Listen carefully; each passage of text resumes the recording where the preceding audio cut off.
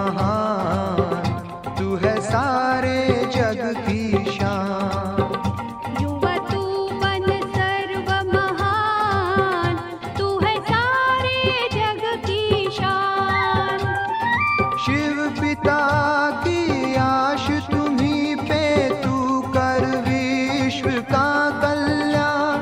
शिव पिता की आश तुम्हीं पे, तू कर विश्व का कल्याण, तू कर विश्व का कल्याण। युवा तू बन सर्व महान, तू है सारे जग की शान।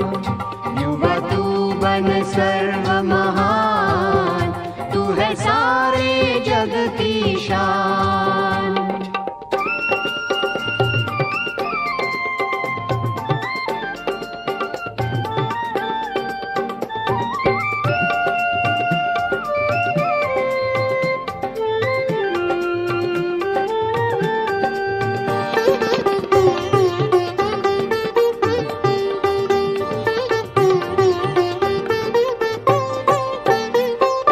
तुझ में शक्ति शिव की समाई, तू निर्बल का सहारा है। जन जन को तुम्हें पावन करना, शिव ने आज पुकारा है। शिव ने आज पुकारा है। तेरे अंग अंग में गूंजेगा फिर से गीता का ज्ञान। तेरे अंग अंग में गूंजेगा फिर से गीता का ज्ञान। युवा तू बन सर्व महान, तू है सारे जग की शान। ओम शांति। सभी हमारे युवा भाई बहनें जो आज जुड़े हैं, जो शरीर से प्रौढ़ या वृद्ध भी हैं, लेकिन बाबा के ज्ञान की ये सुंदर कमाल है कि सभी आजीवन युवा ही रहते हैं। अंदर का जोश, अंदर का उमंग कभी भी कम नहीं होता और होना भी नहीं चाहिए। चाहे हमने दादी जानकी जी को देखा या अभी हमारे युवा प्रभाग की जो अध्यक्ष हैं और अब तो हमारे पूरे यज्ञ की ही संभाल करने वाली आदरणीय रतन मोहनी दादी जी, अभी तक जो जोश, उमंग, आवाज की जो खनक है, वो हमारे अंदर सचमुच एक उत्साह भरती। तो हम सब तो कभी वृद्ध होने वाले हैं नहीं, तो जो भी जुड़े हुए हैं हमारे युवा भाई बहनें, सभी का बहुत बहुत स्वागत, अभिनंदन। अव्यक्त मास है तो सभी अव्यक्त स्थिति में बहुत अच्छी बाबा के पद चिन्हों पर चलते हुए आगे बढ़ रहे होंगे।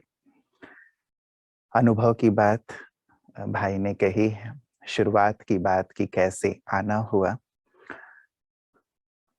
बुकवर्म था, किताबी कीड़ा, पढ़ने का बहुत शौक, और वो ऐसा कि बस प्लेग्राउंड भी हो तो वहां पे भी जब हम फुटबॉल खेला करते थे, स्कूल में एक गेम्स का पीरियड होता है तो वो कंपलसरी खेलना ही होता है, तो हम लोग फुटबॉल खेला करते थे। तो मैं गोली बनना पसंद करता था, गोलकीपर, ताकि क्योंकि जो फुटबॉल है बहुत कम ही आता है ना गोल के आसपास, बाकी तो इधर उधर ही भागता रहता है। तो मैं सोचता था कि उस समय भी मैं कुछ पढ़ लूं।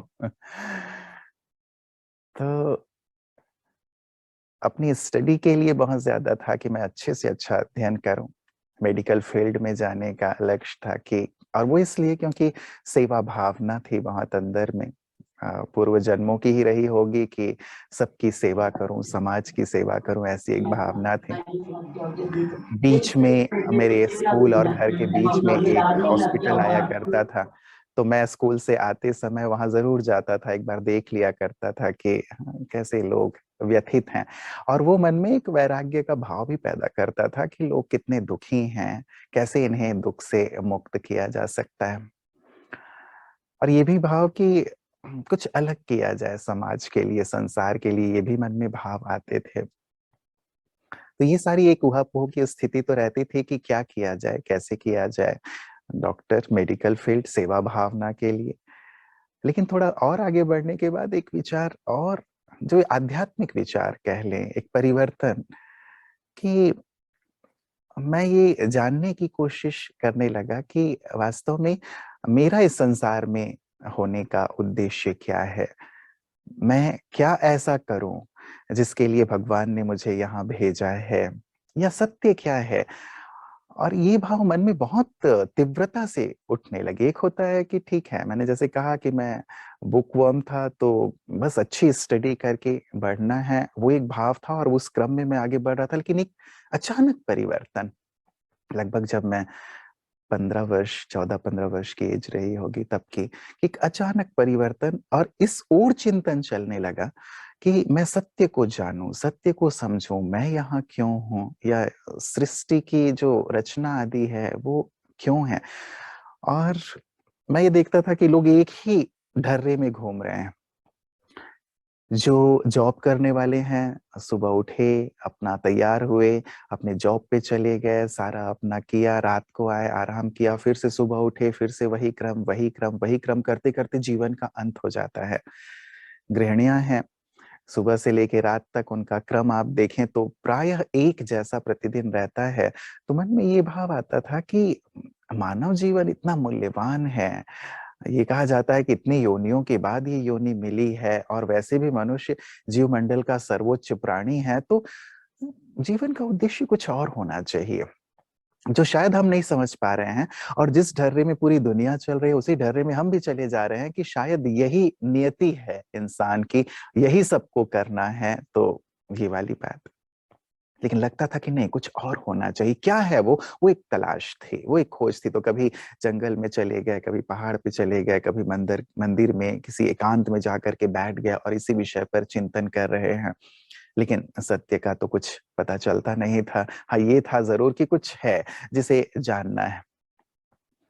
लौकिक माता जी के साथ एक बार प्रदर्शनी लगी हुई थी। उन्होंने कहा, उन्होंने प्रवचन सुना था हमारी दीदियों का, ब्रह्मा कुमारियों को। उन्होंने कहा एक जगह प्रदर्शनी लगी है, तुम चलो। गए, देखा, बहुत अच्छा लगा। और उसके पश्चात फिर जैसे ही पहले दिन सेवा केंद्र पे जाना हुआ, ज्ञान तो खैर समझ में आता नहीं है पहले दिन क्या है, लेकिन बाबा के कमरे में बैठाया जाता है। हमारे यहाँ की बहुत अच्छी सी एक परंपरा है ना, कि कोर्स कराया जाता है, फिर बाबा के कमरे में बैठाया जाता है योग के लिए। बाबा के कमरे में जब बैठा, बाबा के चित्र के सामने, ट्रांसलाइट के सामने, वो ट्रांसलाइट जैसे बिल्कुल सजीव था मेरे सामने। और एक ऐसी एक ऐसा दिव्य और रूहानी कनेक्शन हो गया बाबा से कि अश्रुधारा अपने आप आंखों से, कि जिसकी मुझे तलाश थी वो यही है, वो मुझे मिल गया। आत्मा जैसे तृप्त हो रही थी, जैसे एक बाबा की तरफ से ही एक सुंदर प्रकंपन और एक आवाज से कि तुम्हें इसी की जरूरत थी ना, तुम आ गए, तुम्हें मिल गया। और मेरे अंदर से भी यही आवाज कि हाँ, मुझे इसी की आवश्यकता थी, तृप्ति। और जैसे वो एक पल था जिसने, जैसे ना, एक आत्मा की जो चाहना थी, खोज थी, उसे पूर्ण की। और पश्चात तो एक लगन जग गई कि मैं अच्छी तरह इस चीज को जानूं, अच्छी तरह समझूं, और फिर अच्छी तरह ज्ञान की स्टडी, उसका अध्ययन, मनन, चिंतन, योग का अभ्यास। और कभी भी शुरुआत से ही किसी ने योग नहीं सिखाया। बाबा के सामने बैठे, जैसे मैंने कहा, वो ट्रांसलाइट कभी ट्रांसलाइट प्रतीत ही नहीं हुआ। जैसे बाबा साकार में बैठे हुए हैं, बातें कर रहे हैं, और सुंदर दिव्य अनुभूतियां, कभी सूक्ष्मतन पहुंच गया, कभी विनाश का सुंदर दृश्य देख रहे हैं, कभी मधुबन पहुंच गए बिना आए यहाँ, और सारा चक्कर लगा रहे हैं। तो ऐसी डिवाइन फीलिंग्स थी। उसी समय तय कर लिया कि ये अंतिम जन्म है, ज्ञान के अनुसार समझ गए थे, इसी की मुझे तलाश थी। सत्य यही है, जीवन यही है। और जो मैं सोचता था कि मानव जीवन का उद्देश्य क्या है, मुझे अपना उद्देश्य, लक्ष्य मिल गया है। ये अंतिम जन्म भगवान के लिए है, मुझे उसके लिए जीना है।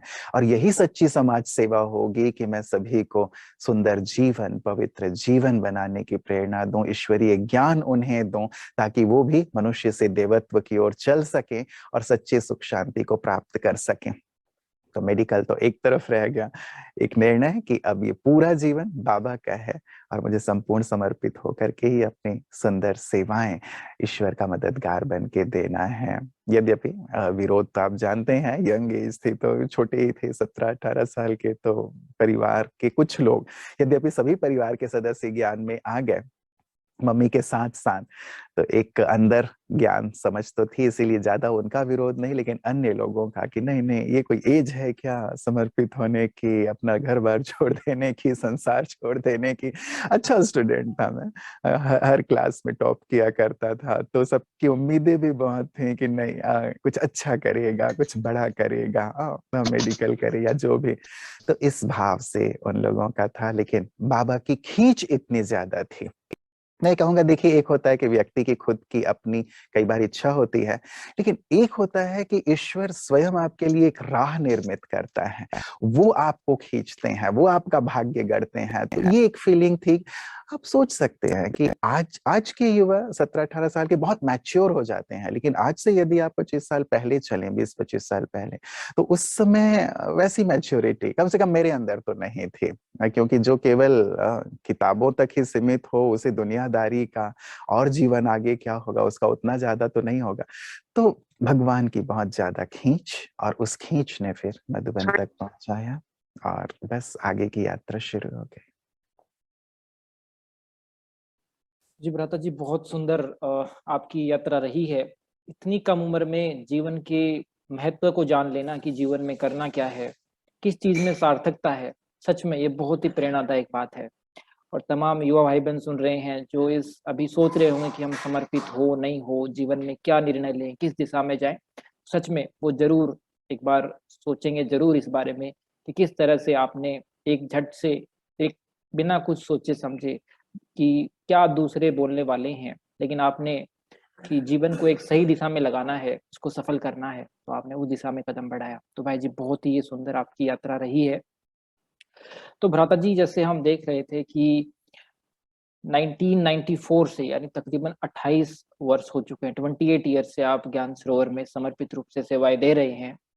तो ये काफी लंबा ये समय है। इस समय में काफी बड़ी दादियों से, वरिष्ठ भाइयों से और दादाओं से आपका संपर्क रहा होगा, आपको उनके सानिध्य में उनके अंग संग सेवाएं करने का भी मौका मिला होगा।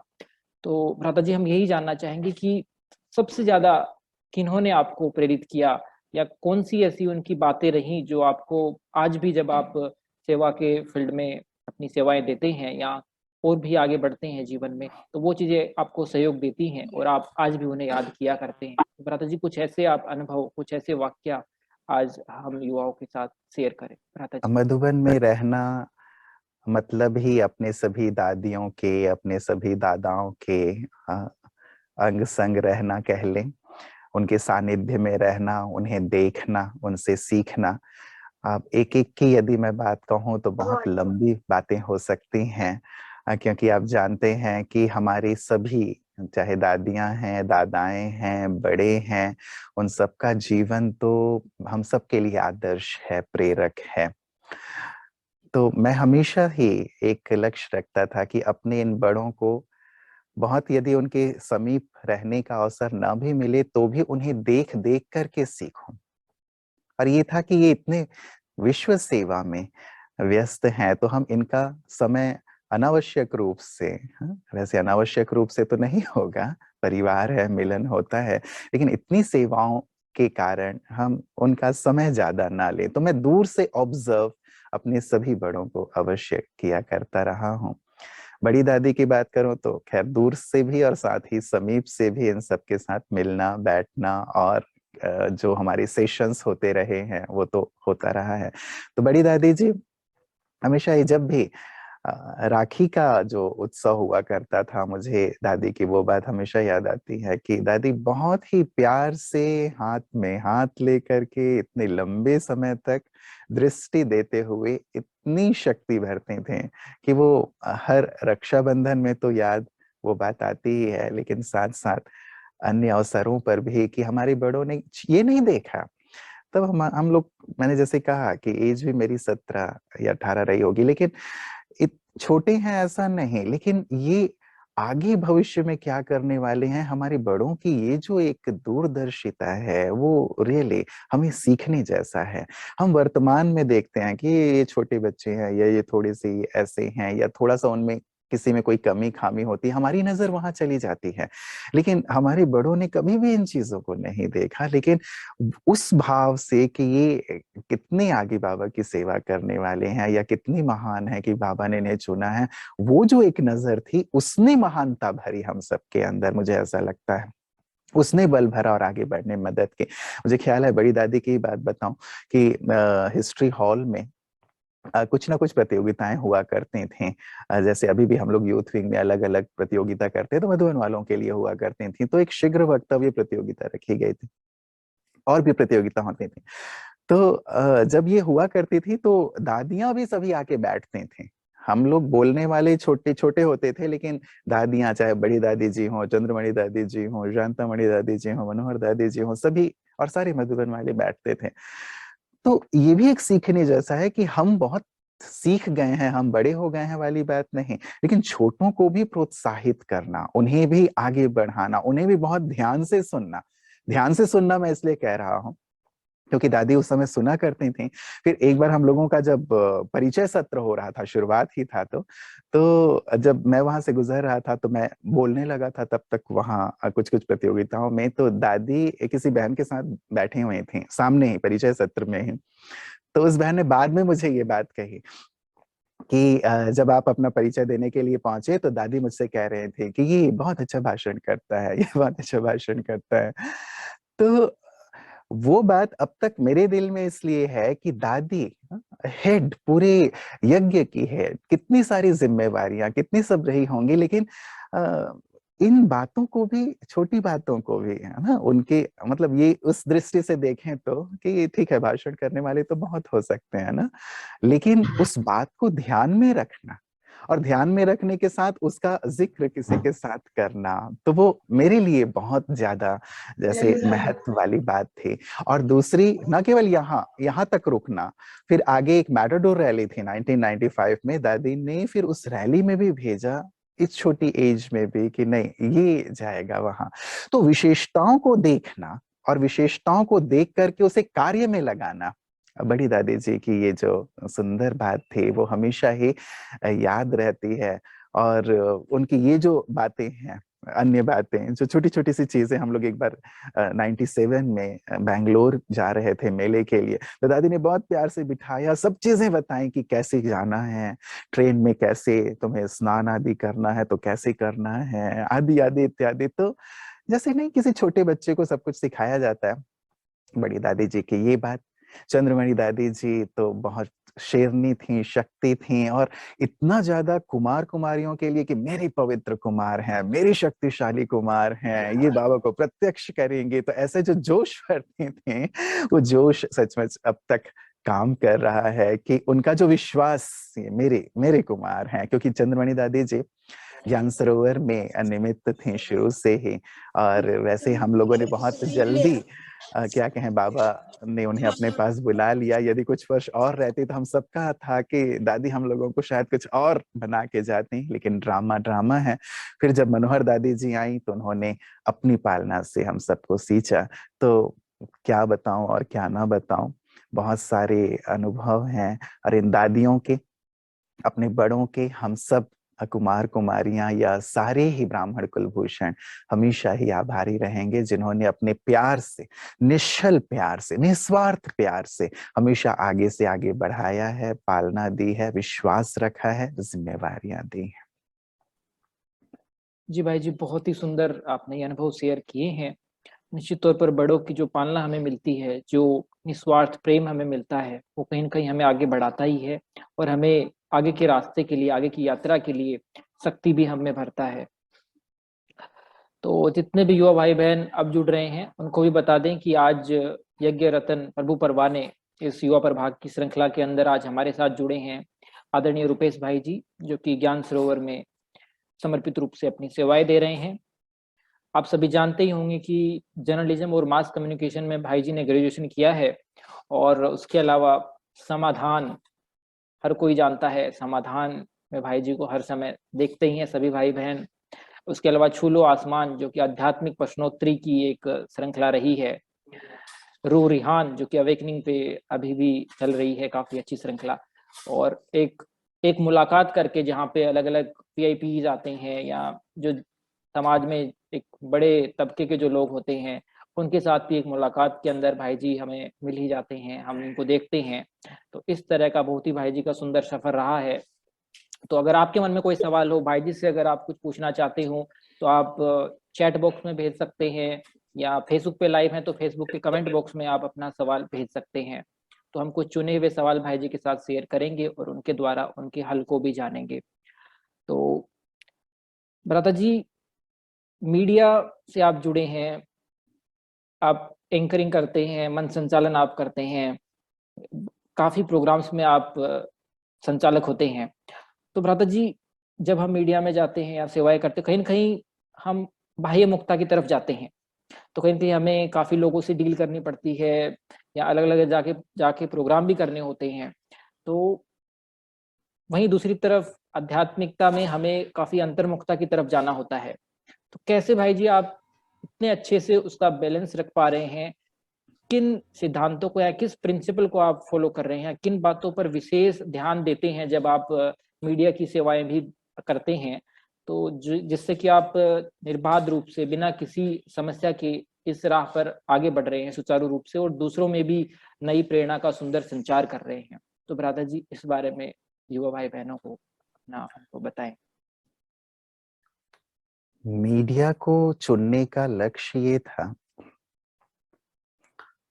जैसे मैंने कहा कि समाज सेवा वाली बात मेडिकल की तो लौकिक में थी, यज्ञ में जब बाबा के पास जुड़े तो मीडिया को चुनने का एक विशेष ध्येय था मेरा, क्योंकि बाबा हमेशा ये कहते हैं कि तुम्हें जन जन तक इस ज्ञान को पहुंचाना है, और आने वाले समय में अखबारों के द्वारा, रेडियो के द्वारा, हाँ, टेलीविजन के द्वारा, और बाकी के साधन तो उस समय थे नहीं तो बाबा इन सबको भी जोड़ते उसमें, इनके द्वारा सब तक ये ज्ञान पहुंचेगा।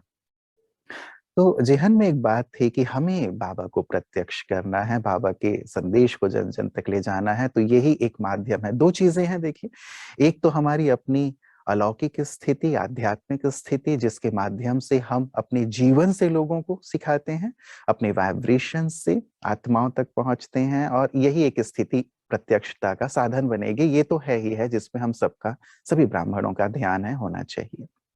लेकिन जब तक इस स्थिति तक, अपनी संपूर्ण स्थिति तक हम पहुंचे हैं और ये सेवाएं शुरू होती हैं, बाबा ही कराएंगे और हम सब निमित्त बनेंगे, तब तक ये मीडिया एक माध्यम है जिसके द्वारा ज्ञान को जन जन तक पहुंचाया जाए। इसलिए ये फील्ड मैंने चुना। जैसे आपने कहा बाह्य मुखी मुक्ता वाली बात, बाह्य मुक्ता केवल मीडिया की बात नहीं है। आप जिस भी फील्ड में हैं वो आपको बाह्य मुखी ही करने वाला है, क्योंकि लौकिक कार्य है। लक्ष्य आपका क्या है वो ज्यादा इंपॉर्टेंट है। हमने सेवा के उद्देश्य से इस कार्य को चुना है, या हम जहां पे भी हैं, जिस भी फील्ड में हैं, बाबा ने बिठाया है, बाबा का ये कार्य है, हमारा उद्देश्य इसके माध्यम से बाबा की सेवा करना है, बाबा की प्रत्यक्षता है और बाबा के ज्ञान को सब तक पहुंचाना है। यदि ये आपके जेहन में है तो आपको कोई भी चीज बाह्यमुखी करने वाली नहीं है, क्योंकि ये आपकी सेवा का एक सुंदर साधन है। आपका उद्देश्य आपके ध्यान में है कि मेरा फाइनल उद्देश्य मेरी संपन्नता, संपूर्णता है, बाप समान स्थिति है, और उसी के माध्यम से संपूर्ण जगत की सेवा होनी है, और बाबा हमसे वही चाहते हैं। ये एक उद्देश्य रखते हुए जब हम अपनी इन सेवाओं के फील्ड में आते हैं तो ये हमें बाह्यमुखी नहीं करती, अंतर्मुखी करती हैं। दादियों के अनुभव जैसे अभी मैं सुना रहा था, तो बड़ी दादी की एक बात, दादी जानकी जी की बात हमेशा याद रहती है। दादी भी ये कहा करती थी, अंतर्मुक्ता अर्थात ये नहीं कि आप एक कमरे में बैठ गए और मैं मौन हो गया, चुप हो गया, अंतर्मुखी हो गया, या मैं पहाड़ पे चढ़ गया और मैं अंतर्मुखी हो गया। वो अंतर्मुक्ता नहीं है। ठीक है, हमें जरूरत है उसकी, जब हमें वक्त मिलता है हम जरूर वक्त निकालें भी, वक्त मिलता है तब भी हम एकांत में जाके इसका आनंद लें, क्योंकि वो हमारी साधना का एक बेस है, आधार है। लेकिन मूल बात जो दादियां सिखाती थीं, बाबा कहते हैं हजारों के बीच रहते हुए भी, उनके बीच रहते हुए भी यदि आप अंतर्मुखी हो सकते हैं, उनके बीच रहते हुए भी यदि आप एकांत का अनुभव कर सकते हैं, उनके बीच रहते हुए भी यदि आप कनेक्टेड रह सकते हैं, वो वास्तविक अंतर्मुखता है, वो वास्तविक साधना है। तो ये लक्ष्य रख करके कि अभी अभी अशरीरी हो गए, अभी अभी बाहर सेवा में आए, अभी वाचा में, अभी अशरीरी, तो ये सारी अभ्यास हमें बाह्य मुक्ति होने नहीं देती है। और लक्ष्य जब हमारा शुद्ध है, पवित्र है, सेवा का है, मान नाम शान की चाहना नहीं। मीडिया में कई बार लोग इसलिए भी कदम रखते हैं कि नहीं, हम लाइट में आएंगे, लोग हमें जानेंगे, लोग हमें पहचानेंगे। नहीं, हम सब ब्राह्मणों का ये ध्येय नहीं है। भाषण बासन दोनों में समान मार्क्स हैं, ये बाबा ने कह दिया है। और यदि हम दोनों में एक जैसे हैं तो हम एंजॉय करते हैं लाइफ को। तो यदि आप मीडिया में आए भी या किसी फील्ड में, ये ध्येय नहीं कि लोग मुझे जाने, मुझे जानकर लोग क्या करेंगे। हाँ, हमेशा मेरे अंदर एक संकल्प रहता है कि बाबा मुझे ना देखें लोग, मुझे देखें तो आप दिखाई दो। ये शुरू से एक ध्येय रहा है, मुझे ना देखें, आपको देखें। मुझे देख करके लोगों को क्या मिलेगा, आपको देखें, आपको देखें। और कई बार फिर मैं बाबा से मीठी मीठी लड़ाई कर लेता हूँ कि मैं ये कहता था कि मुझे ना देखें, मुझ में आपको देखें, और आपने मुझे ऐसी जगह लगा दिया है जहां लोग मुझे देखते हैं। तो मैं कैसे आपको दिखाऊं, कैसे आपको दिखाऊं, ये फीलिंग। तो यदि ये भावना हमारे अंदर है ना, बैलेंस रखना बहुत आसान हो जाता है। लक्ष्य स्पष्ट है, अवतरित हुआ हूं, ईश्वरीय पैगंबर हूं, संदेश वाहक हूं, संपन्न संपूर्ण बनना है, ये मेरा ध्येय है। बस बाबा ने जो सेवा कार्य दिया है उसे मैं निमित्त कर रहा हूं, करण करावनहार तो वही है। ये फीलिंग, ये भावना दिल की है, बैलेंस रखना आपके लिए हर फील्ड में आसान होगा। और सभी हम युवा भाई बहनों को ये जरूर करना चाहिए। भ्राता जी, बहुत ही सुंदर आपने बताया कि किस तरह से अगर लक्ष्य को अगर हम ध्यान में रखते हैं तो निश्चित तौर पर कोई भी सेवा क्यों न हो, हम अंतर्मुखता के साथ अपने जीवन में आगे बढ़ सकते हैं। तो सच में ये सभी युवा भाई बहन जो जुड़े हैं उनके लिए ये सोचने योग्य विषय है कि किस तरह से हम जहाँ भी सेवा के फील्ड में हैं वहाँ पर किस तरह से वो सेवा भी करें और साथ में अपनी आध्यात्मिक यात्रा को भी हम आगे बढ़ाएं। भ्राता जी, सवाल आए हैं कुछ, तो एक दो सवाल आए हैं प्योरिटी से संबंधित, पवित्रता से संबंधित। युवा काल में काफी बड़ा चैलेंज आज के समय है, पवित्रता को कैसे हम मेंटेन रखें, क्योंकि समाज में रहते हैं जहाँ पर नॉन बीकेस भी हैं जो ज्ञान में नहीं चलते हैं, उनके साथ भी संपर्क में आना होता है, ऑफिसेज में जाते हैं, हॉस्टल में रहते हैं, तो वहाँ पर कहीं ना कहीं वाइब्रेशन प्योरिटी के नहीं होते हैं। तो कैसे युवा काल में जो कुमार कुमारी हैं कैसे अपनी पवित्रता को और मजबूत बनाएं, या जो ब्रह्मचर्य का जो वर्त है, जो कि फाउंडेशन है, उसको कैसे और मजबूत बनाएं, इस दिशा में कुछ आप जरूरी बातें बताएं जो कि सभी युवा भाई बहन उनको लिख भी लेंगे और अपने जीवन में आगे जब बढ़ रहे होंगे इस यात्रा में तो ध्यान में रखेंगे। भ्राता जी, जब मैंने शुरुआत की तब इस बात पर काफी अच्छा ध्यान रहा, और अब तक, क्योंकि एक यात्रा है ये, मैंने अपनी डायरी में एक बात लिखे थे कि तुम्हारी 5 मिनट की कामांधता तुम्हारे पूरे 5,000 वर्ष को अंधकार में बना सकती है। क्षणिक दैहिक सुख के लिए मैं अपने पूरे 5,000 वर्ष को अंधकार में नहीं कर सकता। यदि हम थोड़ा आत्मचिंतन करें, एकांत लें और थोड़ा आत्मचिंतन करें, तो हमारे लिए ये जो हमारा चिंतन है ये बहुत बड़ा संबल बन जाता है।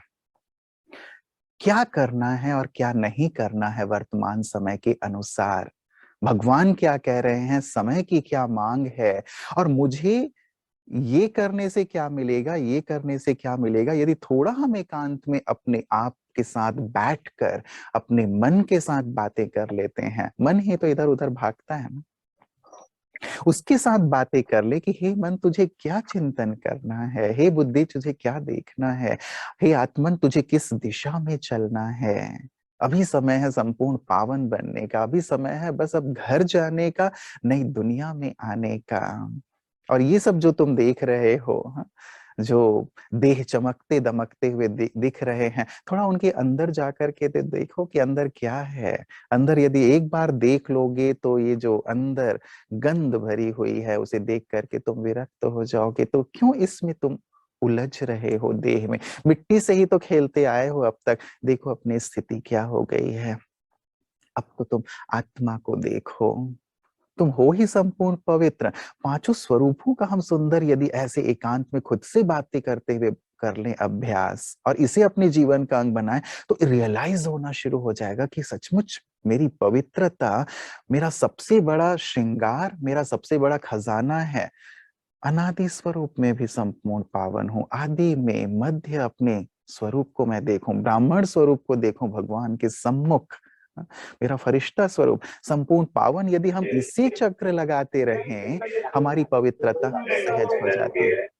जिनको ज्यादा दिक्कत हो रही हो किसी भी कुमार कुमारी को, तो भी मैं ये कहूंगा आप लिख के अभ्यास कर लें, मैं परम पवित्र आत्मा हूं, मैं परम पवित्र आत्मा हूं। मैं कई बार कईयों को ये अभ्यास दे देता हूं कि आप लिखो, 108 नहीं 1008 बार लिख डालो, मैं परम पवित्र आत्मा हूं, मैं परम पवित्र आत्मा हूं। आपकी पवित्रता जो अंदर भरी हुई है वो पवित्रता बिल्कुल प्रकट हो जाएगी और इम्प्योर जो थॉट्स हैं वो खत्म होते चले जाएंगे। साथ ही हमें थोड़ा सा दृढ़ रहना होगा इस बात में, जैसे मैंने लक्ष्य की बात इससे पहले भी कही थी, लक्ष्य मेरा क्या है, ये बहुत इंपॉर्टेंट है कि मेरा ध्येय क्या है, पुरानी दुनिया या फिर नई दुनिया, भगवान या संसार। इंपॉर्टेंट तो ये है कि मैंने किस चीज को स्वीकार किया है। जो चीज ट्रिगर करते हैं, यदि सचमुच आप पावन अपने आप को बनाना चाहते हैं, जो ट्रिगर करने वाली चीजें हैं, चाहे वो नेट में कई गंदी चीजें, कुछ पढ़ने से, किसी व्यक्ति के संग से, किसी के साथ कुछ और बातें करने से, जो ट्रिगर करने वाली चीजें हैं ना, उन चीजों को हम जरूर अपने डोंट की लिस्ट में डालें। यदि उनके साथ साथ चलते रहेंगे तो पवित्रता आपको कठिन लगेगी। और कई बार बाबा कहते हैं यदि किसी को देखने से, किसी के समीप जाने से यदि ये जागृत होता है तो फिर वहां से अपने आप को किनारे कर लो। रात को बिस्तर पे भी जा रहे हैं, वहां पे भी यदि कुछ इस प्रकार के ख्याल आते हैं, थोड़ी देर बाहर आ जाएं, बाबा की एक मुरली ले लें, उसका थोड़ा सुंदर अध्ययन और थोड़ा चिंतन कर लें, थोड़ा टहल लें, अच्छा अभ्यास करके फिर बिस्तर पे जाएं। तो लक्ष्य रखें कि इसे मुझे संपूर्ण जीतना है और कल्प कल्प मैंने ही जीता है। भगवान मेरे पिता जो पवित्रता के सागर हैं मेरे साथ हैं, उनकी शक्ति मेरे साथ है, मैं अवश्य इस पर संपूर्ण जीत प्राप्त करूंगा। तो थोड़ी दृढ़ता, बाबा का साथ, ये सुंदर अभ्यास, अपना अच्छा आध्यात्मिक चिंतन जो है हमें इस संपूर्ण पवित्रता के मार्ग पर सफलतापूर्वक आगे ले चलेगा। तो हारे नहीं, डरे नहीं। ये हमारी दादियां, हमारे बड़े, सब इतने सारे हमारे लिए एग्जाम्पल हैं। तो ये भी तो बचपन से चल ही रहे हैं ना, युवा काल से चल ही रहे हैं ना, इन्होंने इस यात्रा को इतनी सफलतापूर्वक तय किया है। हमें भी अपने बड़ों को, पूर्वजों को फॉलो करना है और हमारे लिए भी ये सहज हो जाएगा और हम भी औरों के लिए फिर आदर्श बन जाएंगे। जी भ्राता जी, बहुत ही आसान शब्दों में आपने पवित्रता की कुछ बारीकियां बताई हैं, वो काफी अहम है हर बारीकी, और इन बारीकियों को पालन करते हुए निश्चित तौर पर ये यात्रा और भी सुखद हो जाएगी, आसान हो जाएगी, और जो मंजिल जिसकी तरफ हम सभी भाई बहन बढ़ रहे हैं वो सहज ही पा ये लेंगे। है, इस बात में एक बात और ऐड कर दूं जी मैं भ्राता जी। कि हारे नहीं, हारे नहीं। यदि मन में थोड़ी हार हो भी रही है या कभी थोड़ा सा 19-20 हो भी गया तो हारो नहीं। नहीं, जैसे एक चींटी होती है ना, मान लो चढ़ती है, थोड़ी सी गिर भी गई तो फिर से चढ़ती है। ऐसा नहीं कि मन में यदि थोड़ा सा द्वंद चल रहा है, बहुत उठापटक होने लगी है या कभी कुछ बाहरी तौर से भी कुछ ऊपर नीचे हो गया है, हारना नहीं है, हमें बैठ नहीं जाना है, फिर से दृढ़ संकल्प करके आगे से आगे बढ़ना है। कई बार ये होता है कि थोड़ा सा मन में ऊपर नीचे हो जाता है या थोड़ा सा बाहरी तौर पे ऊपर नीचे हो जाता है तो एक ख्याल आता है कि अरे हम आगे की यात्रा तय कर पाएंगे कि नहीं, या हमसे तो ये थोड़ी सी गलती हो गई, अब पता नहीं हम इस आध्यात्मिक मार्ग में संपूर्ण सफल हो पाएंगे या नहीं, या वो प्यार, वो बाबा की शक्ति हमें मिल पाएगी या नहीं। नहीं, बाबा हमेशा ही शक्ति देने के लिए हैं, बल देने के लिए हैं। मान लो कुछ ऊपर नीचे हो भी गया, पास्ट इज पास्ट, मुझे फिर से शक्तिशाली होकर के स्टार्ट करना है। हार तब तक नहीं होती जब तक हम हार स्वीकार नहीं कर लेते, राइट? इसलिए हारेंगे नहीं, हम विजयी हैं, आगे से आगे बढ़ेंगे, ये संकल्प जरूर रखिएगा।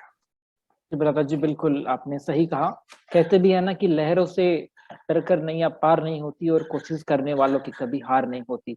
तो निश्चित तौर बिल्कुल। पर लगे रहें, आगे बढ़ते रहेंगे अगर इसमें, तो निश्चित तौर पर सफलता को पा ही लेंगे। भ्राता जी, एक बहुत ही एक सिंपल सवाल है ये, और आता भी है कुमारों के मन में, कुमारियों के मन में। एक बहन ने सवाल ये पूछा है अभी कि क्या शादी करने में क्या बुराई है? अगर शादी नहीं करते हैं तो हमारा बुढ़ापे में क्या होगा? मतलब जब ओल्ड एज हो जाएगी तो हम कैसे सरवाइव करेंगे?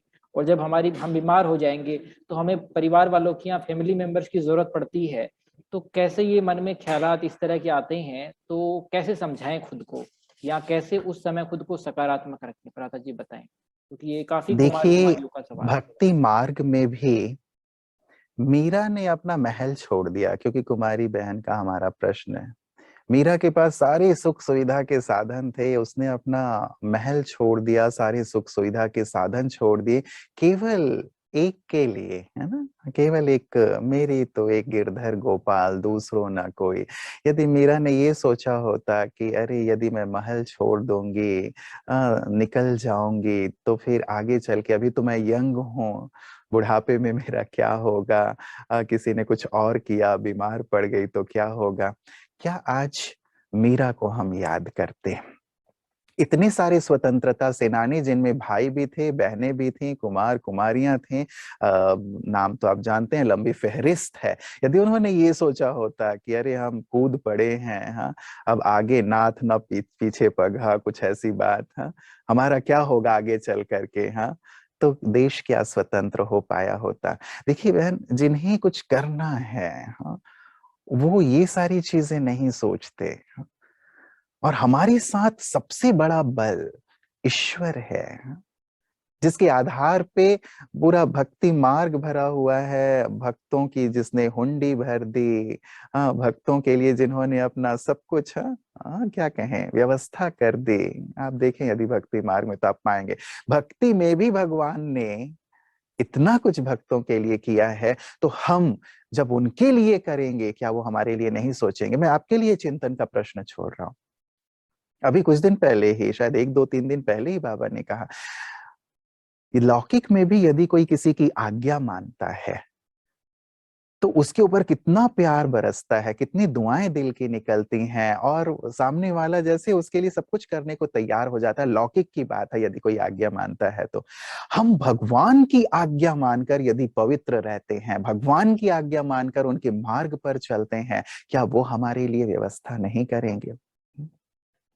कहीं ना कहीं कुछ ना कुछ, इतना बड़ा एक तो ईश्वरीय परिवार है, उसका हमें सहयोग है, साथ है, ईश्वर का साथ है, हमारे लिए सारी व्यवस्थाएं अपने आप होंगी। कैसे होंगी वो एक अलग बात है, लंबा विषय हो सकता है। पहले तो मैं निश्चय की बात कर रहा हूं, उस एक पर निश्चय की बात। दूसरी बात, जब कोई कन्या किसी के साथ विवाह के बंधन में बनती है, तो वो पति भी रिस्पॉन्सिबल हो जाता है, कितना भी गरीब हो, रिक्शा चलाने वाला हो, परचून की छोटी सी उसकी दुकान हो, ठेला हो। पत्नी यदि बीमार हो जाती है, पत्नी को यदि किसी चीज की जरूरत होती है, वो छोटा सा कार्य करने वाला व्यक्ति भी पूरी तरह रिस्पॉन्सिबिलिटी के साथ अपना कार्य करता है। उसे हॉस्पिटल ले जाना, उसकी सुख सुविधाओं का ध्यान रखना, उसके कपड़ों की व्यवस्था करना, हर चीज की, क्योंकि इसने मुझे अपना जीवन दे दिया है, अब इसकी रिस्पॉन्सिबिलिटी मेरी है। आप अपने आसपास नजर डाल के देख लो, अभी की बातें यदि छोड़ भी दे जाए, 10 15 20 साल आप अपने पेरेंट्स को देख लें, ग्रैंड पेरेंट्स को देख लें कि वो कैसे थे। जब एक लौकिक व्यक्ति इतना कर सकता है, तो यदि हम ईश्वर के लिए करते हैं, तो वो क्या हमारा ध्यान नहीं रखेगा? हमारे मन का, हमारे तन का, हमारे जीवन का, हमारी बीमारियों का, हर चीज का ध्यान रखने वाला वही है। बस बात ये है कि हम थोड़ा सा स्थूल बातों की ओर देखते हैं, तो फिर हमारा मन इस ओर जाता है कि ये कैसे होगा। यदि हम उसकी ओर देखें, उन आदर्शों को देखें जिन्होंने भगवान के लिए अपना सब कुछ त्यागा और आज शिखर पर हैं, आज उसकी सेवा में रत हैं, और आज सारा संसार उनकी वाहवाही कर रहा है, उन्हें चाहिए नहीं लेकिन कर रहा है और करेंगे। ये आधार तो इसी बात का बनता है। इसलिए ये ना सोचें कि हमारा क्या होगा बुढ़ापे में। कल किसने देखा है, ये बताएं? किसने देखा? क्या आप कह सकती हैं, क्या मैं कह सकता हूँ? आज तो हम एक दूसरे के साथ बैठे हैं, एक दूसरे को देख रहे हैं, एक दूसरे को सुन रहे हैं। क्या कोई भी जो भी आज सुन रहा है लिख के मुझे भेज सकता है कि हाँ कल का सूरज मैं देखूंगा?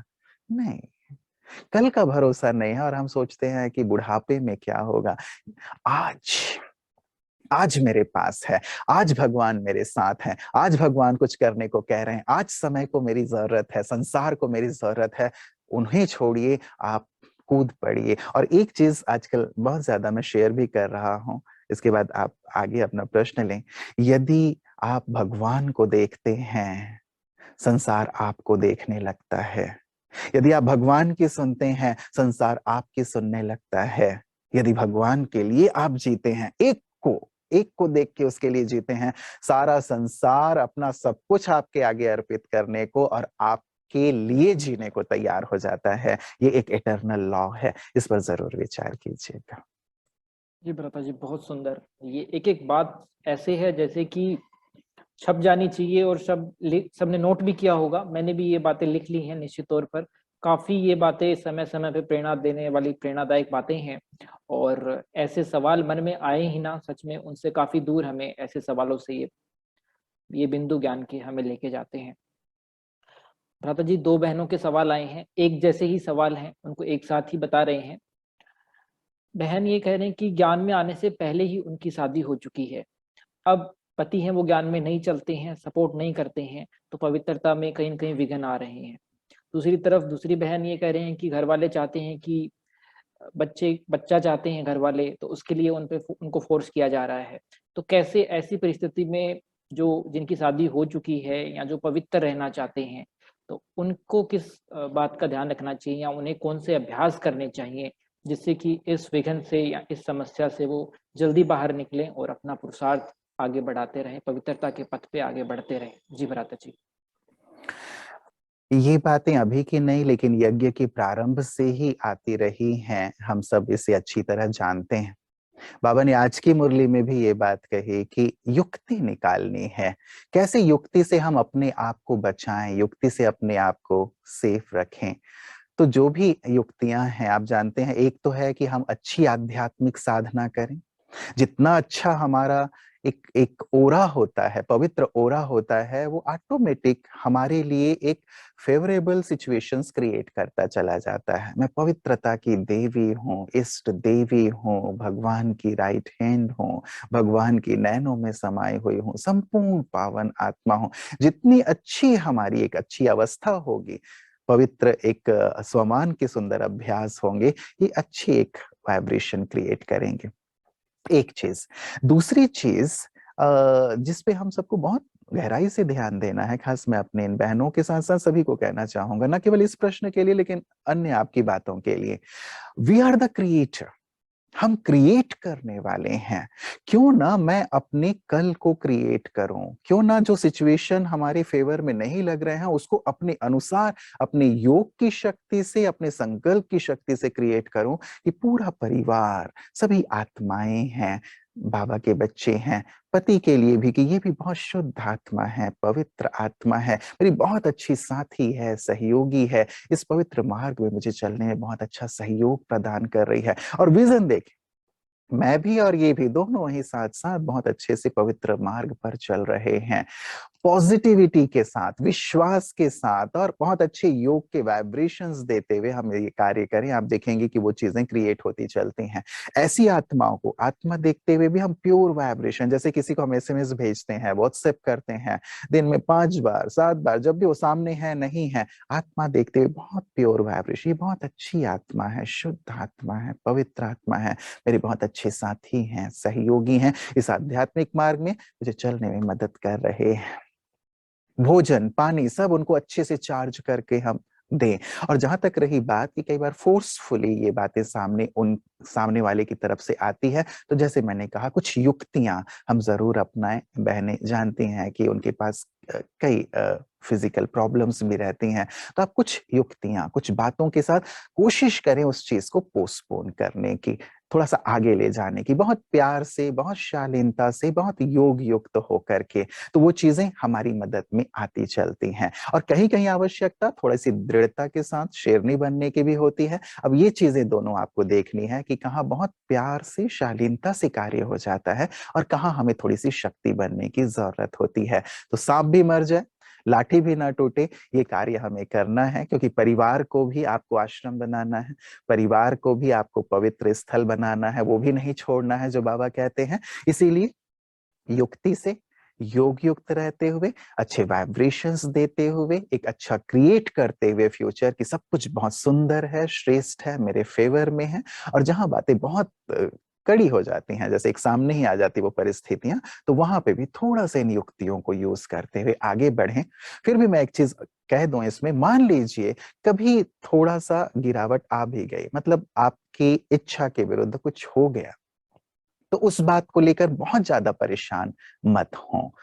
बात उसको फुल स्टॉप किया और फिर से दुगनी गति से, तिगनी गति से और पुरुषार्थ को आगे से आगे बढ़ाएं। मेरी इच्छा नहीं है, लेकिन बहुत ज्यादा कभी ऐसी स्थिति आ गई तो अपने आप को वहां ठहरने ना दें, रुकने ना दें, निराश ना हो। शास्त्रों में भी इसका वर्णन आता है कि यदि जो डॉग है, यदि तुलसी के पेड़ के ऊपर यदि वो उसे गंदा कर देता है, तो तुलसी अपवित्र नहीं हो जाती, तुलसी तो पवित्र ही है। तो मेरा मन शुद्ध रहे, मेरी भावनाएं शुद्ध रहे, मेरी लगन शुद्ध रहे, उसके आधार पे मैं अपना श्रेष्ठ पुरुषार्थ करते रहूं, जल्दी से जल्दी सारी स्थितियां फेवर में आ जाएंगी और सभी को पवित्र बनना ही बनना है। जी भ्राता जी, बहुत सुंदर जो आपने बताया है कि युक्ति से मुक्ति, निश्चित तौर पर जैसी भी परिस्थिति है उसको समझते हुए, उसको भांपते हुए, ज्ञान को कैसे अप्लाई करके और हम पवित्रता के पथ पे आगे बढ़ सकते हैं, उसका आपने बहुत ही सुंदर बारे में उसके बताया है। तो भ्राता जी, सवाल ये आया है कि स्टूडेंट हैं, पढ़ाई भी कर रहे हैं, लेकिन साथ में ज्ञान में भी उनको काफी अध्ययन करना है, तो कहीं न कहीं पढ़ाई का एक बैलेंस रहता है, पढ़ाई और ज्ञान का। दूसरा होता है जॉब के साथ भी हम ज्ञान के मार्ग पे चल रहे हैं, वहाँ भी बैलेंस की ज़रूरत पड़ती है। तो कई दफ़ा लगता है कि एक तरफ पलड़ा झुक जाता है। कैसे ये बैलेंस बना रहे, तराजू दोनों तरफ बराबर रहें, उसके लिए भ्राता जी कोई शॉर्ट में आप बताएँ, कोई टिप्स बताएँ जिससे हमें प्लानिंग करनी होगी। देखिए, बिना प्लानिंग के तो ये बैलेंस नहीं हो सकेगा। प्लान करें, सबका अपना अपना कार्य है। स्टूडेंट हैं, आपको स्टडी करनी है, आप जॉब कर रहे हैं, आपको जॉब करनी है, बट आप अपने लिए एक प्लान करें कि मुझे सुबह से लेके रात तक किस प्रकार से अपने आप को आध्यात्मिक, अपने ज्ञान और योग के लिए मेरा कौन सा समय होगा, और साथ साथ जॉब करते हुए भी कहाँ कहाँ पे मैं कुछ अच्छे अभ्यास कर सकता हूँ। तो हमें कर्म योगी ही तो बनना है ना। तो इसीलिए एक अच्छी प्लानिंग कर लें। अपनी मन बुद्धि की दिनचर्या यदि आप बना सकते हैं, सबसे बेहतरीन चीज है कि तन ठीक है जॉब कर रहा है, लेकिन मन तो फ्री है ना। मन और बुद्धि ठीक है, जॉब में बुद्धि लगती है, थोड़ा थोड़ा यदि आधे घंटे, 1 घंटे में 1-2 मिनट का भी हम ब्रेक ले सकते हैं, तो उस समय भी यदि कुछ अच्छे अभ्यास कर लिए जाएं तो एक बैलेंस बना रहता है। होता यह है कि हम जैसे नहीं कहते हैं कि गंगा गए तो गंगा दास, जमुना गए तो जमुना दास, ऐसी स्थिति ज्यादातर हो जाती है कि ठीक है हम सेंटर आए, मधुबन आए, बस जी अब तो हाँ ठीक है यही है जीवन है, और जब वहां गए तो वो सारी चीजें वहीं की वहीं हो जाती है। ये नहीं, ठीक है, दोनों का सुंदर बैलेंस। अमृत वेला पक्के से पक्का करें, मुरली क्लास बिल्कुल पक्का हो, शाम का योग या फिर रात को योग ये हमारा पक्का हो। ये यदि ब्राह्मण दिनचर्या में इन चीजों को हम बिल्कुल अपने लिए पक्का रखते हैं, अमृत वेला, मुरली क्लास, शाम का योग या फिर रात्रि को बाबा को सुंदर पत्र लिखना, तो ये हमें एक बैलेंस कर देते हैं हमारे जीवन को। और साथ ही मैं ये भी कहूंगा, जैसे आप भोजन करते हैं, स्नान करते हैं, या आप ट्रैवलिंग करके अपने जॉब या फिर अपने कॉलेज या फिर स्कूल तक जा रहे हैं, ये जो टाइम है इनको अच्छे से यूज करना सीखें। यदि इसके लिए हमने कुछ अच्छा अभ्यास रख लिया है अपने लिए, कुछ मुरलियों की अच्छी स्टडी हम ऐसे टाइम पे कर लेते हैं, कुछ अभ्यास कर लेते हैं, तो बैलेंस बहुत आसान हो जाता है। यदि आप देखेंगे कि कई ऐसे स्थान होते हैं जहाँ पे हम बहुत ही छोड़ देते हैं अपने आप को, वहां छोड़िए मत। कहाँ कहाँ से समय चुराया जा सकता है अपने जॉब और स्टडी के अलावा, उस पूरे समय को हम अपने आध्यात्मिक चिंतन में, अध्ययन में और योग में लगाएंगे तो एक बैलेंस बन जाएगा। बस एक अच्छी प्लानिंग कीजिए थोड़ा बैठ करके, नया साल है, अव्यक्त मास है, ये कार्य तो हम सबको करना ही है, क्योंकि जहां भी हैं वहां रहते हुए हमें बाप समान बनना है, ये तो सबको करना ही करना है, तो ये हमें करना होगा। जरूर हो जाएगा, आप ये करें। थोड़ी मेहनत है शुरुआत में, लेकिन एक बार जब वो हो जाता है, पटरी पे गाड़ी आ जाती है, तो फिर आपको बहुत आसान लगने लगता है। जी भ्राता जी, बिल्कुल। कहते भी है ना, जहाँ चाह है वहाँ राह है। तो नया साल है और अव्यक्त मास भी है, तो निश्चित तौर पर सभी भाई बहन जरूर अपनी प्लानिंग करेंगे, जिससे कि ये बैलेंस जो है, जो तालमेल बनाना है लौकिक अलौकिक का, वो बना पाएंगे। भ्राता जी, एक दो सवाल पुरुषार्थ से संबंधित आए हैं। पुरुषार्थ की राह में आगे बढ़ते हैं, कभी काफी उमंग उत्साह आता है, काफी अच्छा पुरुषार्थ भी होता है, अमरत्वेला भी करते हैं, लेकिन कुछ दिनों बाद या कुछ समय के बाद वापस वही एक नॉर्मल, एक साधारण पुरुषार्थ होने लगता है। मन नहीं लगता है ज्ञान योग में, जो कि कुछ दिनों पहले बहुत अच्छा लग रहा था। खासकर जो कि लौकिक में भी रहते हैं और इस ज्ञान मार्ग पर भी चल रहे हैं, वहां देखा गया अक्सर ये समस्या थोड़ी ज्यादा रहती है। तो कैसे वो एकरस स्थिति को बनाते हुए आगे बढ़ें, और जो तीव्रता है पुरुषार्थ में, जो तीव्र पुरुषार्थी भी बने रहें। तो भ्राता जी, इसके लिए कोई आप एक ट्रिक बताएं, एक तरीका बताएं। जैसे शराबी होता है ना, तो वो जैसे ही उसको लगता है कि नशा उतरने लगा है, तो फिर से पहुंच जाता है मधुशाला में और फिर से अपना नशा चढ़ा के आ जाता है। तो वो कम नहीं होने देता, उसे रहता है मैं नशे में ही झूमता रहूं। जहां कहीं हमें लगता है कि नशा कम होने लगा है, तो फिर से मैं दो तीन चीजें कहूंगा आपको। एक तो कुछ ऐसी ज्ञान की सुंदर बातें, कुछ ऐसे संकल्प और कुछ बाबा के ऐसे महावाक्य अपने पास 25 नोट करके रखें, कम से कम 10 तो रखें, जो मुझे उमंग उत्साह में ले आए, जो मुझे मेरे पुरुषार्थ को तीव्र करने में बहुत मदद कर दे, जो मुझे अंतर्मुखी कर दें, जो मेरे अंदर एक वैराग्य का भाव पैदा कर दें। ऐसे पॉइंट्स आप अपने लिए खुद ही, चाहे वो बाबा के महावाक्य हैं, चाहे आपका अपना चिंतन है, उसे लिख करके जरूर रखें। एक लाइन दो लाइन के हो सकते हैं, लेकिन ऐसे 25 पॉइंट एक नजर आप उस पर डालेंगे ना, फिर से आपको वो जो मैंने कहा ना कि जैसे नशा उतरने को है, वो वाली बात फिर से आ जाएगी आपके। जैसे फॉर एग्जाम्पल, ये कल्प कल्प की बाजी है। हाँ? अभी चाहो तो महाराजा महारानी बन जाओ और अभी चाहो तो दास दासी बन जाओ, तुम क्या बनना पसंद करोगे? निश्चित रूप से तुम महाराजा महारानी बनना पसंद करोगे ना। तो इसलिए अभी ढीला नहीं होना है। ये रिकॉर्डिंग हो रही है, मैं कैसे अपने आज के दिन को रिकॉर्ड करना चाहूंगा? क्या ऐसे कि बस सोया खाया पिया? नहीं, मैं बेस्ट, क्योंकि मैं बेस्ट एक्टर हूं ना, हीरो एक्टर हूं, तो मैं हीरो एक्टर की तरह इसकी हर चीज को बहुत गहराई से, माइन्यूटली, अच्छे से अच्छा फीड करूंगा, अच्छे से अच्छा रिकॉर्ड करूंगा। तो ऐसे कुछ संकल्प और महावाक्य जैसे हमारे जेहन में आते हैं या हम पढ़ते हैं, फिर से हमारा नशा चढ़ जाता है। एक चीज। दूसरी बात, हम जो प्लानिंग करते हैं ना, उस प्लानिंग में कुछ ना कुछ नवीनता जरूर लाते रहें। जैसे कहते हैं ना, रोज यदि एक ही सब्जी खाते रहेंगे तो फिर वो बोरियत होने लगेगी। इसीलिए हम चाहे 3 दिन के बाद, हफ्ते के बाद, हफ्ते का चार्ट ठीक रहता है, सभी अपने अनुसार देख सकते हैं, उसके बाद चार्ट में कुछ नवीनता लाएं, ताकि आपका वो जो एक नशा और उत्साह है वो कायम रहे। और तीसरी चीज एक हम ये भी करें कि उसको ना, जो भी हमने प्लानिंग की है, एक प्रतिज्ञा के रूप में लें और उसमें बार बार जैसे दृढ़ता का जो जल है ना, वो डालते रहें। बाबा के सामने मैंने ये प्रण किया है, मैंने ये प्लानिंग की है, तो बाबा के सामने उसको रखते हुए उसमें दृढ़ता का एक बल भरते रहेंगे, तो वो उसको सस्टेन करना बहुत आसान हो जाता है। बाकी एक बात ये भी अपने जेहन में, ध्यान में जरूर रखें कि हमेशा स्थिति एक जैसी या हमेशा पुरुषार्थ एक जैसा नहीं चलता, वो किसी का भी नहीं चलता। नीचे ऊपर थोड़ा बहुत होता ही है। बात यह है कि उसको बहुत नीचे ना जाने दें। यदि किसी कारण से, कारण कई हो सकते हैं, हमारे वर्तमान का वातावरण जहां हम रहते हैं, साथ ही साथ हमारी पास्ट की जो हमारे कार्मिक अकाउंट्स हैं, उनका भी एक प्रभाव हमारे ऊपर आता है, और साथ ही आप जानते हैं कि अभी संसार की स्थितियां बहुत ज्यादा बिगड़ती जा रही, उनका भी प्रभाव। ये चीजें हमें नीचे लाती हैं। तो इन चीजों को भी ध्यान में हम रखें कि इनका प्रभाव पड़ता है, और कभी यदि 19-20 हो जाता है तो फिर से, जैसे मैंने कहा, हारना नहीं है, बैठना नहीं है, फिर से अपने आप को मोटिवेट करना है, फिर से वो नशा चढ़ाना है और फिर से आगे बढ़ते चलना है। उन लोगों को देखना है जो हमसे बहुत आगे जा रहे हैं, कर रहे हैं, जिन्होंने अच्छा किया है, तो वो भी हमें इंस्पायर करते हैं। और लेटर लिखने वाली जो एक बात है वो बहुत मदद करती है इसमें। आप एक आदत डालें, रोज रात को बाबा को पत्र लिखने की आदत। अपने दिल की भावनाएं, बातें, अच्छा हो रहा है, बुरा हो रहा है, जो भी आप लिखें। आप लिखते हैं तो बाबा की शक्ति, बल, सकाश उसी समय मिलता है। कुछ सुंदर टचिंग उस समय मिल जाती है पुरुषार्थ के लिए। साथ ही रात को नींद में कभी और कभी अमृत वेले बहुत अच्छी एक मोटिवेट करने वाली चीज, एक मोटिवेट करने वाला थॉट, एक मोटिवेट करने वाला विजन बाबा की तरफ से हमें मिल जाता है। तो हम ये नीचे गिरावट वाली स्थिति ज्यादा नहीं जाती, लेकिन आगे से आगे हम बढ़ते चलते हैं। इन्हें आप जरूर यूज करो।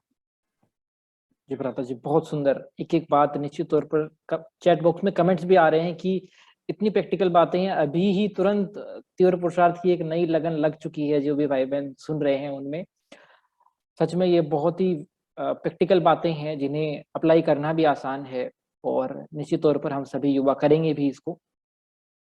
राधा जी, प्रश्न तो बहुत सारे आ रहे हैं, लेकिन घड़ी भी इशारा कर रही है, तो हम आखिर में आपसे ये जानना चाहेंगे कि जितने भी युवा भाई बहन सुन रहे हैं इस समय, या बाद में भी रिकॉर्डिंग सुनेंगे, फेसबुक पर भी इस समय जो लाइव सुन रहे हैं, ऐसी दो बातें जो हर समय उनके जेहन में रहें, हर समय वो उन्हें याद रखें, कि कभी उन्हें संकल्प ही ना आए कि इस ज्ञान मार्ग को छोड़कर या इससे अलग चले या इस पुरुषार्थ में थोड़ा भी पीछे जाए। दो बातें युवाओं के लिए जो आप उनको कहना चाहेंगे, आज संदेश देना चाहेंगे इस प्रोग्राम के जरिए, भ्राता जी। दो बातें यदि मैं कहूं तो एक, सर्वशक्तिवान बाबा का साथ, उन्हें हम सामने देखें, और दूसरा समय। ये दोनों चीजें यदि हमारे सामने है ना, तो निश्चित रूप से हम आगे से आगे बढ़ेंगे। कभी ज्ञान मार्ग को छोड़ने की बात तो अलग है, लेकिन कभी बैठने, रुकने, ठहरने, थकने, हारने वाली स्थिति भी नहीं होगी। सर्वशक्तिवान का साथ कितने समय से ना, हजारों वर्षों से मैं कह लूं, पूरी द्वापर कलयुग, हमने जिसको ढूंढा है, पुकारा है, अभी भी लोग जिसे इतना ढूंढ रहे हैं कि कहाँ है, कहाँ है। यदि आप कुंभ के मेले में जाओ तो देखो कैसे लोग, किसी ने वस्त्र का त्याग कर दिया, किसी ने अन्न का त्याग कर दिया, किसी ने सब चीजें छोड़ के, कोई पानी में बैठा हुआ है, कोई क्या कर रहा है, क्या कर रहा है। एक ही चाहना, ईश्वर के दर्शन हो जाए, मैं सत्य को जान लूं कि वो क्या है। एक क्षणिक दर्शन, सोचिए, एक पल के क्षणिक दर्शन के लिए लोग अपने पूरे जीवन साधना कर रहे हैं कि मिल जाएंगे, वो हमें दिख जाएंगे, वो भगवान हमें मिल गए हैं। और ये केवल संगम पे ही। मैं एक विजन अपने पास रखा करता था, वो मैं शेयर करूंगा, यद्यपि वक्त हो रहा है। और वो विजन ये था ज्ञान के शुरू से ही, कि एक दिन ऐसा आ जाएगा ना जब अंतिम बार बाबा आएंगे, और अंतिम बार आके पूरी सभा को हाथ हिला करके कहेंगे कि अच्छा बच्चे, विदा, यहीं तक हमारा साथ था, यहीं तक पाठ था, अब अगले कल्प में तुमसे मिलन होगा इस रूप में। ये विजन शुरू से था। यद्यपि बाबा की एक प्रक्रिया नहीं है कि वो हाथ हिलाएं, लेकिन हम समझ सकते हैं कि जाना तो होता है। और बाबा ने समेट तो लिया ना अपने आप को। फिर भी भाग्य है अभी हमारा कि वो अव्यक्त वतन में हैं, हमारे साथ हैं, उनकी शक्ति है, उनसे हम जो चाहें ले सकते हैं। ये वक्त है ना। तो भगवान जिसे लोग ढूंढ रहे हैं, यदि उन्हें हम सामने रखते हैं, इस भाग्य को सामने रखते हैं, तो कभी भी कुछ छोड़ने, गिरने, रुकने की बात नहीं रहेगी। क्योंकि वो एक बल, वो एक नशा अपने आप में संसार की सर्वोत्तम निधि है। इससे बड़ा कुछ नहीं हो सकता। और दूसरा समय, समय क्या कह रहा है हम सब जानते हैं। दिख रहा है समय संगम का, बस कलयुग गया कि गया। अब ये संसार वाले भी मानने लगे हैं, विज्ञान मान रहा है, सभी मान रहे हैं कि न जाने इस संसार का कब क्या हो जाए। ऐसे में स्पष्ट है कि क्या करना है, वो जो भगवान कह रहे हैं। बस अब मुझे तो संपूर्ण बनना है, ये समय की मांग है, और अपने आप को भरपूर करके इतना भरपूर कर लेना है। एक ही वाक्य अपने पास रखें, इतना भरपूर कर लूं मैं इस समय में अपने आप को कि सारे कल्प मेरे हाथ ऐसे रहें। इतना ज्ञानवान बन जाऊं कि ज्ञान किसी से लेने की जरूरत ना पड़े। इतना गुणवान बन जाऊं कि मेरे गुणों का गायन होता रहे। इतना चरित्रवान बन जाऊं कि मेरे चरित्र की सुगंध सारे कल्प सबको मिलती रहे। ऐसा मुझे इस समय में ही बनना है, और यही वो समय है जबकि बना जा सकता है, और कभी नहीं। फिर तो ये कहेंगे कि जो भाग्य में है वो मिलेगा, कुछ नहीं कर सकते। और ये वो समय है जबकि हम जैसा चाहें अपना भाग्य सारे कल्प के लिए बना सकते हैं। हमारी ढेर सारी दुआएं और शुभकामनाएं हैं आप सभी भाई बहनों को जो भी आज जुड़े हुए हैं।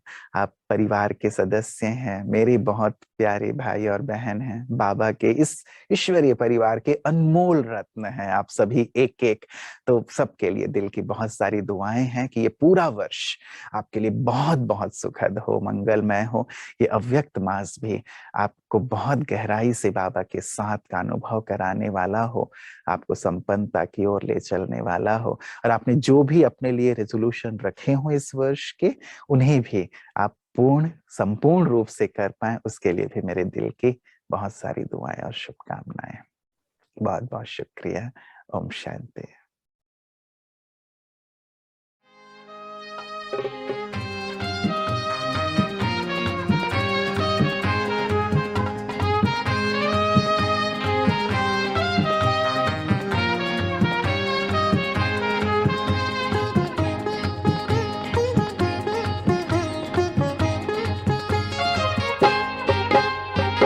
आने वाले कल की तकदीर हम बनेंगे।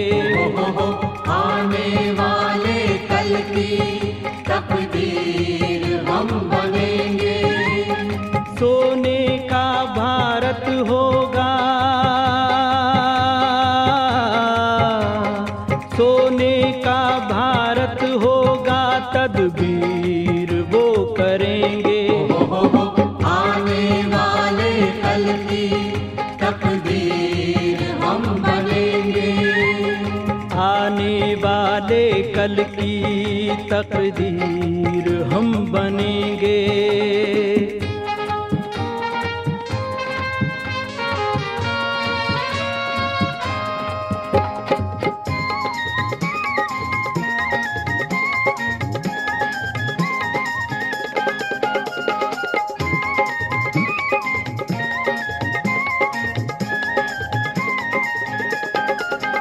दुख दर्द भरे सीनों के हर दुख आज हम मिटा देंगे। दुख दर्द भरे सीनों के हर दुख आज हम मिटा देंगे। तूफान के दुखों में फंसे हुए हर मानव को छुड़ा देंगे। तूफान के दुखों में फंसे हुए हर मानव को छुड़ा देंगे। बंधन रावण के तोड़े, बंधन रावण के तोड़े, वो तीर हम बनेंगे। वो तीर हम बनेंगे। आने वाले कल की तकदीर हम बनेंगे।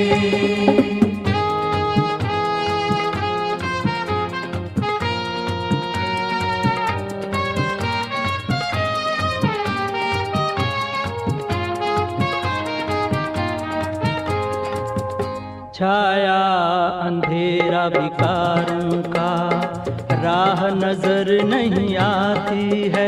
छाया अंधेरा विकारों का, राह नजर नहीं आती है। दिव्य जगती उस ज्योति को हर आत्मा बुलाती है।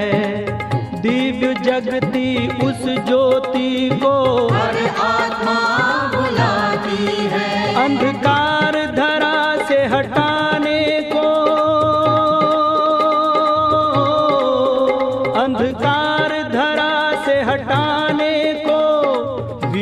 वीर हम बनेंगे, महावीर हम बनेंगे। हो आने वाले कल की तकदीर